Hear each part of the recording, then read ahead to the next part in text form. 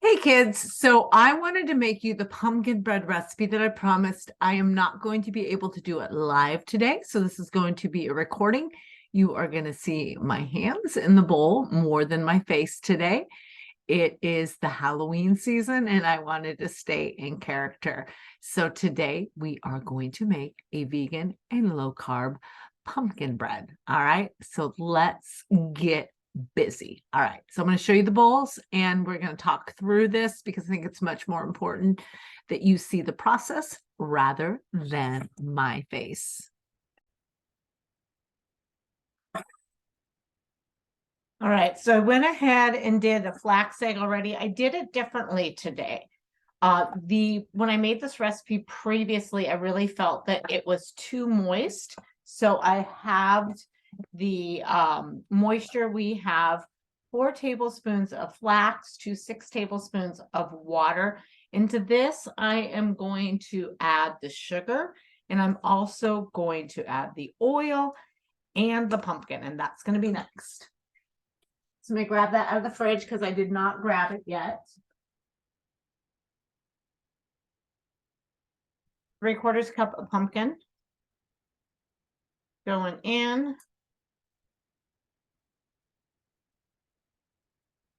Half a cup of sweetener.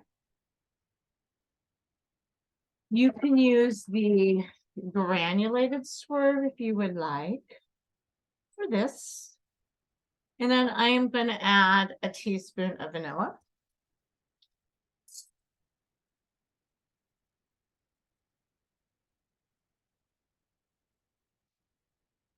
That's going in. Give that a stir.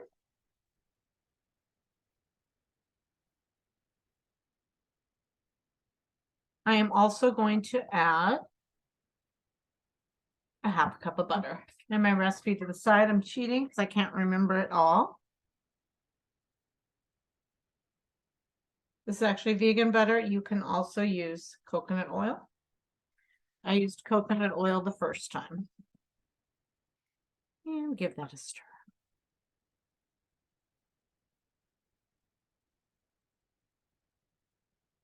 Can't remember the flour. So now that we have our wet ingredients all in a row,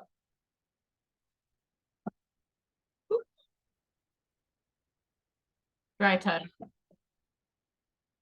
We are using 2 cups of almond flour.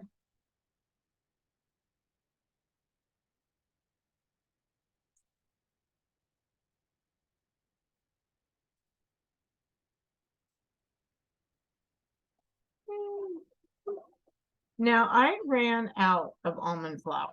So what I did for this recipe, I am using hazelnut flour. It is going to give it a slightly different taste. It's also a little bit more coarse. Okay. So there's 2 cups there. And we also need a half a cup of, a 1/4 cup of coconut flour, which I left in the fridge.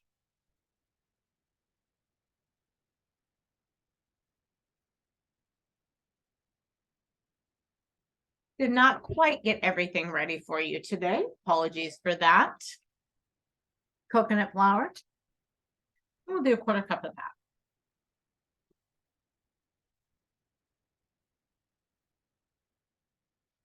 It is actually really important to make sure that you're exact on that. I did not stir that the best.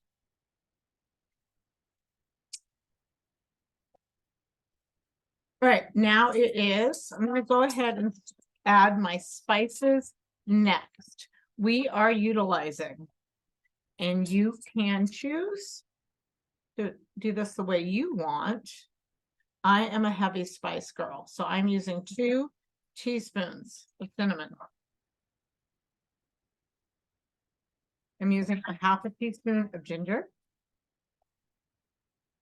I feel like I'm forgetting something here.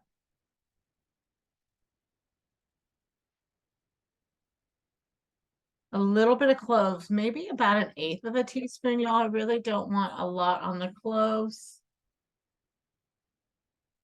And I'm also going to use about a quarter teaspoon of nutmeg.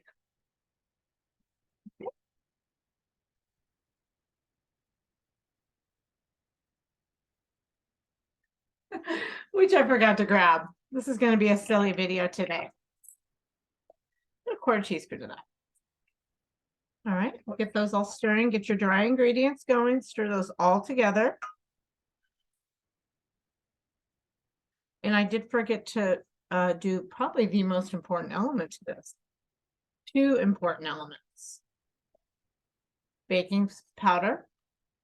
This is a lot in this recipe. This is not a typo. You really do want a tablespoon. Sit tight because I did forget one more thing.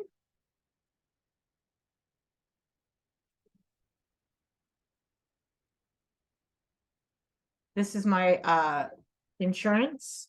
I like to use xanthan gum anytime you are doing anything with almond or gluten-free flour. You are going to want to use a half a teaspoon per cup of flour. So we're going to use a teaspoon in this recipe. Now remember, almond flour, nut flours, gluten-free flours don't have the gluten for binding. So the xanthan gum is what you're going to want to add to this to make sure that everything is groovy. Okay. So we've got all of our dry ingredients. We've got our leavening agents. We've got our spices. Now all we need to do, and I want to make sure that I did put everything into my recipe. I've got my notes to the side for what I did yesterday. We are going to go ahead and fold the dry into the wet.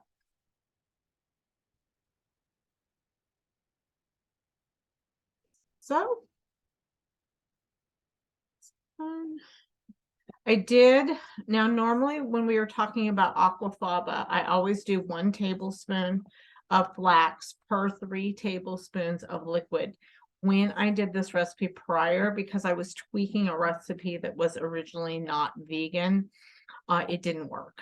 And so today, what I did was I decreased the liquid because I want this to have an opportunity to cook up just like a bread. But what I'm seeing here that I already don't like, and can you see that, y'all?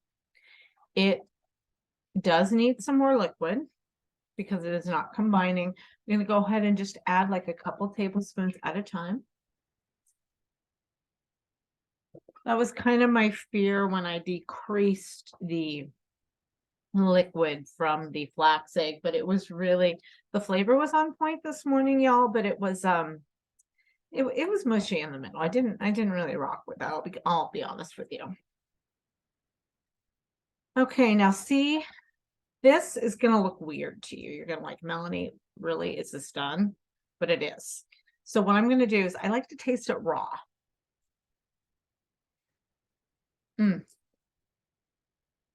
Yum. Perfect. I like to make sure that my spices are in line. I was a little heavy-handed on the clove, though.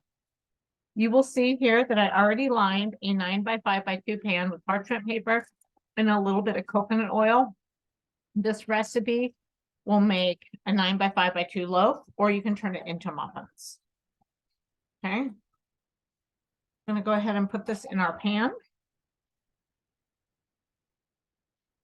This looks weird. I know it does. It's just like this big blob, and you're probably like not convinced that this is actually going to do anything. Okay. But it will, trust me. And go ahead and spread that out in your pan just like so.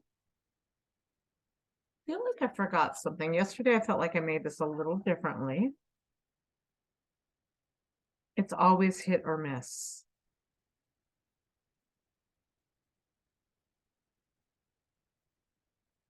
And I did use the hazelnut flour, which was not as fine as the almond. If you are gluten-free, you can use your gluten-free flours as well. I'm gonna wash my hands real quick.